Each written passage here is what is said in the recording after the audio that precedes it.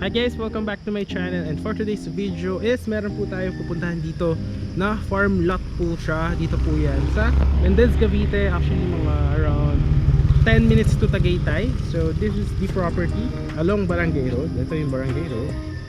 Barangay Palokpok po siya, Barangay Palokpok, Mendez. So tayo nagmotor po tayo dito.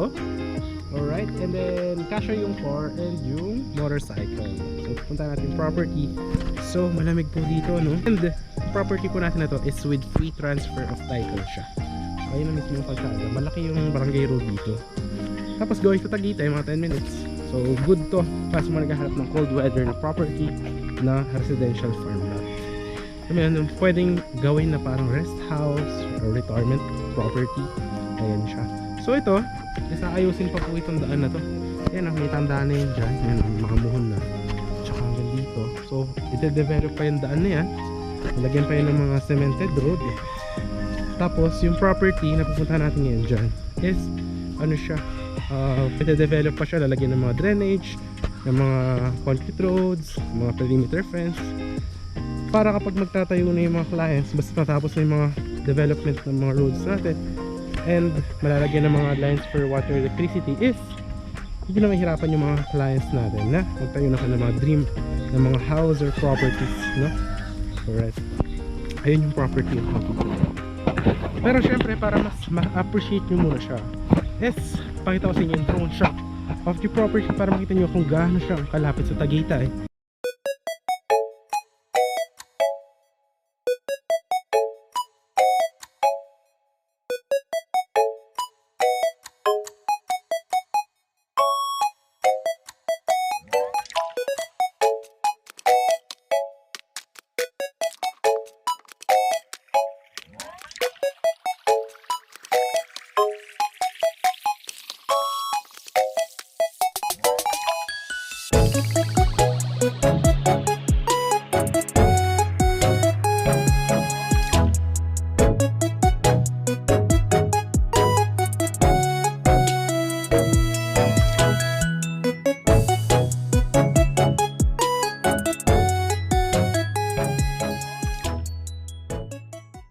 So kasyang-kasya yung mga sasakyan na malaki and car, but rest assured, ede-develop pa po ito.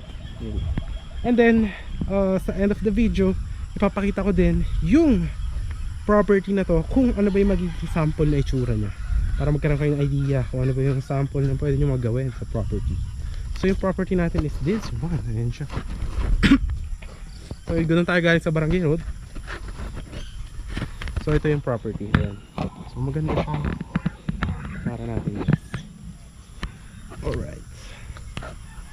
Yun o, nakikita nyo naman. So mataba yung lupa, guys.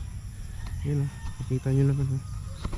Ayan, perfect na perfect to. So lalagyan pa kasi ito ng mga concrete roads yan dyan, ganyan. Tapos mga drainage, yan. So this one, guys, may mga cuts tayo ng mga 250 square meter. Meron din mga corner lot, 295 square meter, ayan. So yun yung mga cuts natin. So paikot siya dyan, guys, pag ganyan.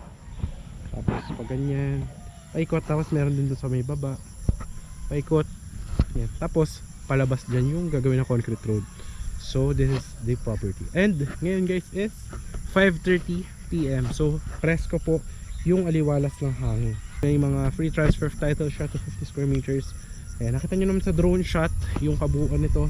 So napakaganda actually, malamig, perfect for retirement siya, or naghahanap ka ng malamig na weather na may payapang ito surroundings, no? And maganda kasi dito, malaki din yung gagawin na concrete roads and perimeter fences. Tapos kung nakita nyo sa drone shot, malapit lang din siya sa going to Tagaytay.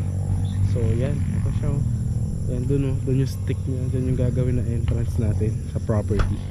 So yan, siguro nakita nyo naman yung drone shot natin. Ipakita ko rin sa inyo kung ano yung magiging sample na itsura no project natin after development, para makita nyo ano yung mga sample na pwedeng gawin sa house. Yan. So any house design naman, no required design naman siya. Tapos pwede kayo magpagawa sa contractor sa kakilala nyo sa labas. Yan. So yan, pakita ko sa inyo yan in here.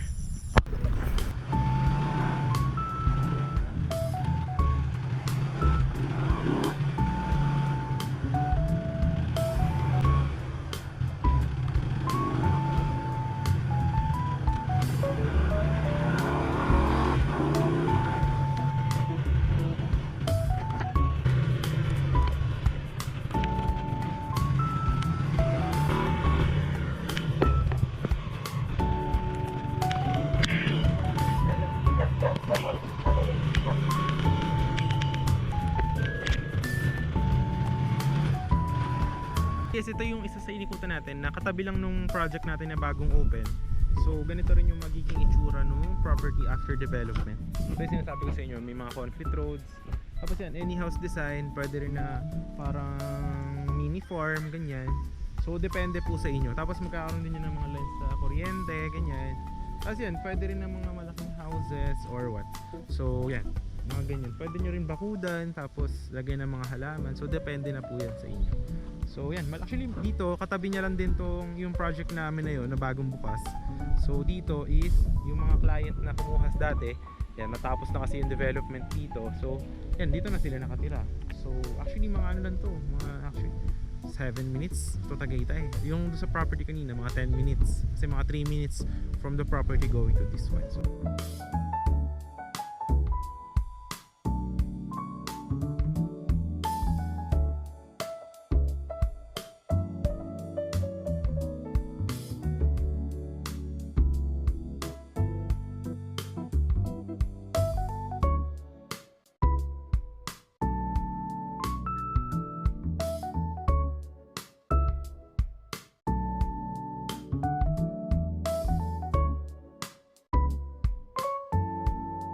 guys, nakita nyo naman, ganun yung magiging itsura ng ating project after the development. So yun lang naman yung ating property tour for today, no? So maganda siya, malamig. So, kita nyo naman yun dyan.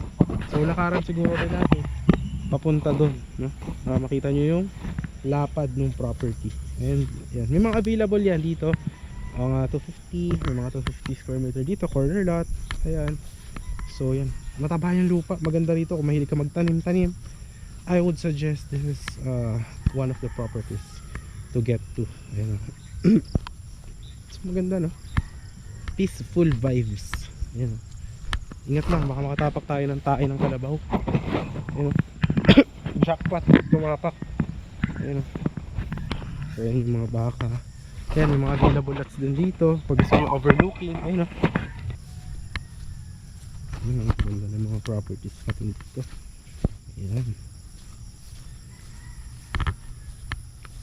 So this one, ayan, may mga available din dun sa dulo dun. No? Maganda, no? Actually, kita nyo naman sa drone shot yung itsura niya. Pero pakita ko na. So perfect na perfect talaga siya sa mga gahanap ng tahimik na vibes. Tapos hindi syempre mahal, no? So affordable siya. Metro Tagaytay property. So actually, puti na natin agad sa dulo para makita nyo. So yan, ito, may mga available din tayo dyan, no? Overlooking dots. Ayan. So napakasaliwa. Approved na approved. So yun guys, maraming salamat sa panonood. If you do enjoy our property tour for today, kindly hit yung ating like, share mo rin to other people, and syempre subscribe mo yung ating channel and hit the notification bell for more upcoming videos. So once again guys, this is John Rich, and see you in the next vlog. Bye bye.